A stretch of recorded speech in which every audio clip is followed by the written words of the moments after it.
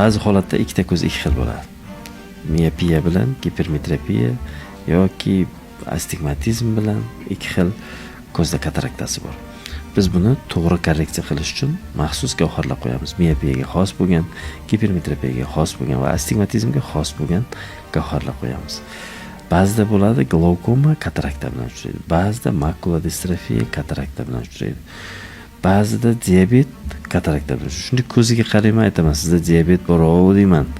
Aytadi, "Ha, bolam, men diabetim bor" deydi. Atak biz bilmaymiz-ku, uni qonini tekshirmaganmiz hali, birinchi kelgan bemorlar.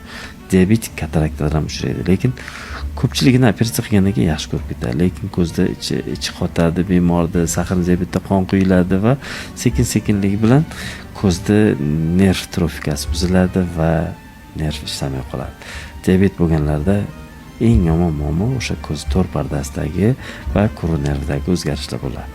Agar shu normada sahar ushlab tursa, normada ko'zda bosimi, qon bosimi normada tursa, ko'pincha diabet bo'lganlar ham umrning oxirigacha yaxshi ko'rib turadi.